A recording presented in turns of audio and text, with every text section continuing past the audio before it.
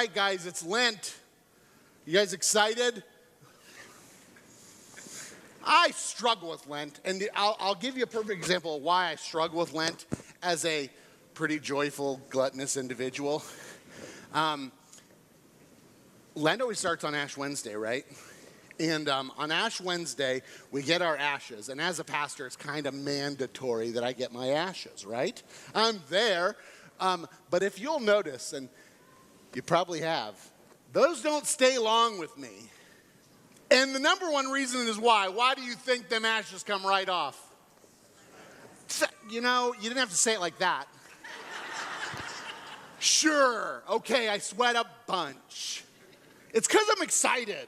Anyways, yes, what happens is I've tried really hard to like keep them on, and I'm like being really like careful about it during service. I'm like,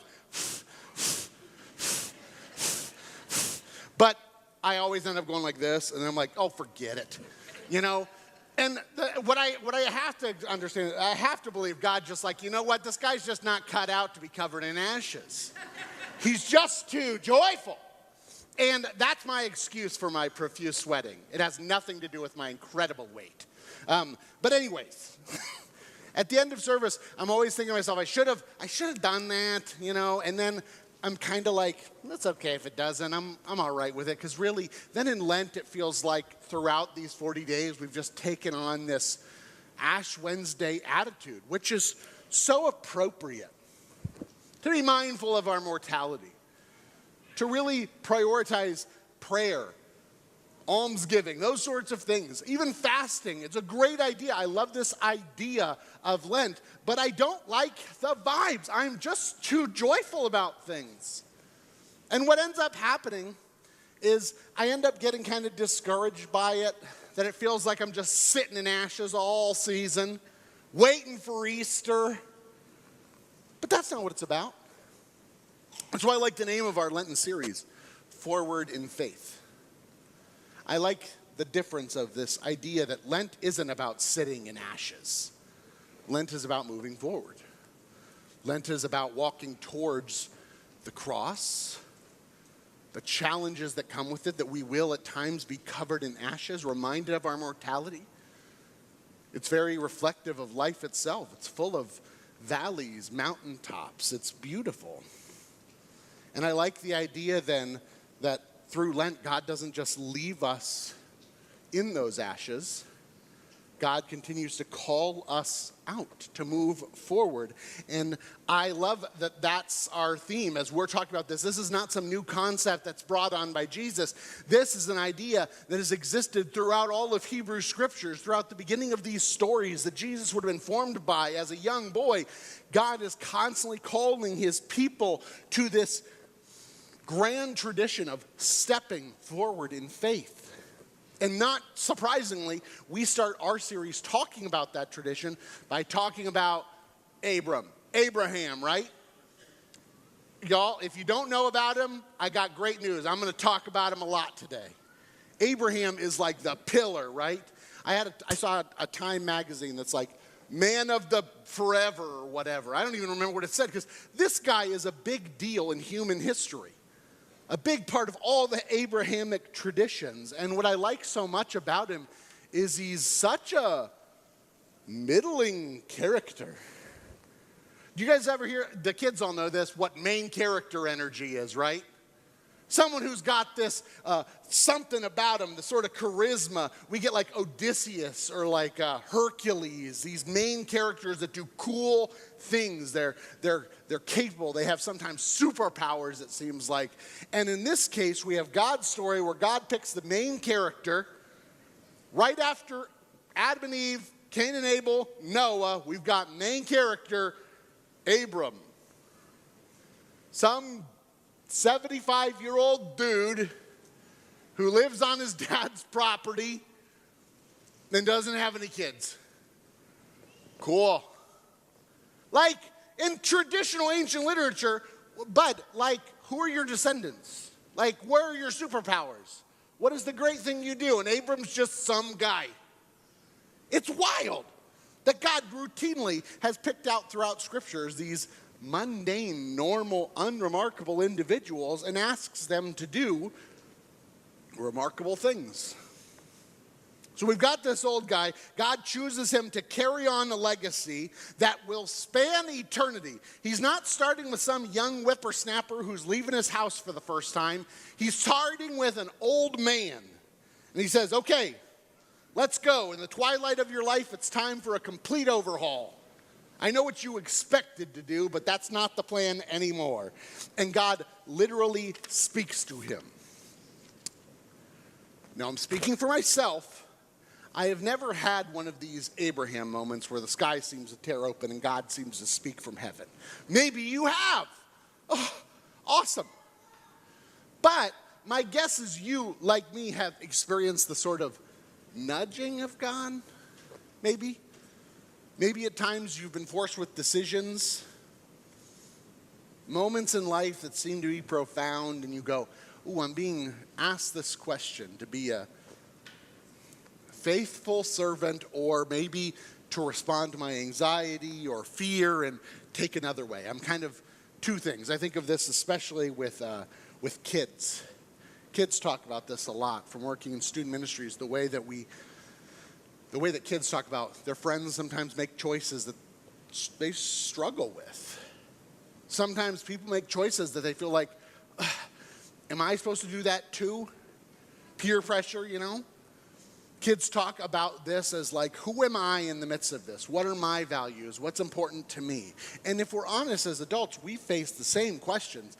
We've just gotten way better at answering those questions and justifying whatever we do.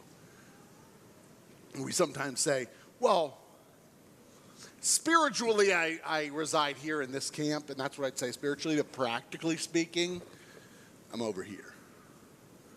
And we make these excuses to ourselves. We justify decisions that generally line up with our anxieties. I'm afraid of doing that. So actually, if we think, practically speaking, I'm going to do this. I know I'm supposed to be here, but I'm going to do this. It's hard. I think about that. I think of Abram, who's being asked, all right, buddy, it's time to change your whole life. It's time to go somewhere. Somewhere great. I'm not going to tell you where, but it's going to be great, I promise. What? At 75 years old, bud, that's probably a hard no for a lot of us. Anybody here? I'm sorry. If you're 75, and I just said right now, it's time for a complete change of pace. All your retirement, all that stuff, it's going towards something else now. All your plans you've made for the past, 50 years, out the window. I got a new agenda for you. You'd say, oh, no, thank you. No, thank you. But maybe I'm going to give Abram the benefit of the doubt because God said it. God spoke from on heaven.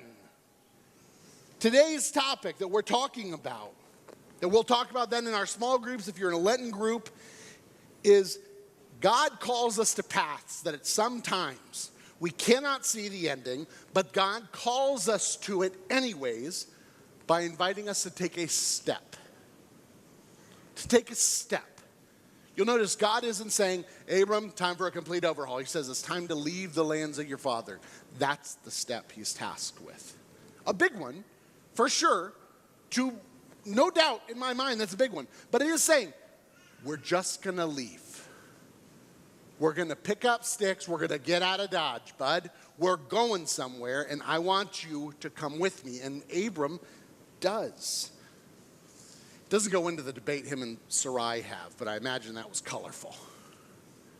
What? Who told you to do this? God did. Great. I don't know about you, but I'm the type of person who kind of likes to know where I'm going. I'm realizing this now that my wife probably is tricking me because she's like, you should do the errands. You're so much faster at it. And I'm like, I know. Wait a minute. This might be manipulation, but it's working. I am really fast, aren't I?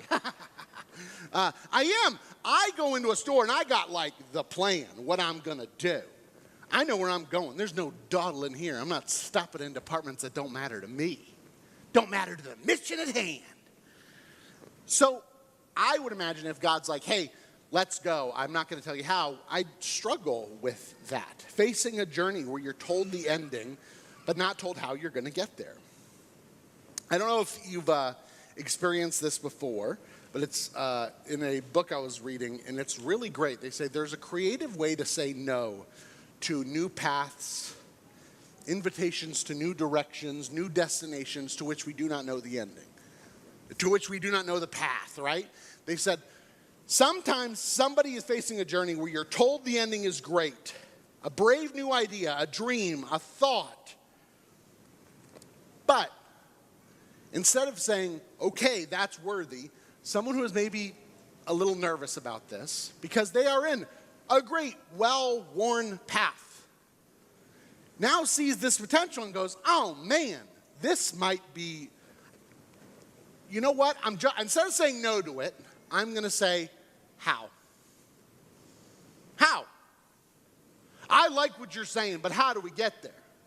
And someone likely who's got this great vision will go, we're going to figure that out on the way. We're going to make mistakes. We're going to stumble. And all this person's hearing is stumbling, making mistakes. It's slowing us down. Look, there's a well-worn path right here. And they go, yeah, I know, but isn't the destination worth the work? And they go, I think the destination's great, but maybe when we flesh out the how, then maybe we can make some changes. And the book reflects on this and says, often then what happens is a system just follows its old paths because it doesn't have the courage to take that step in faith towards a future that is totally worthy.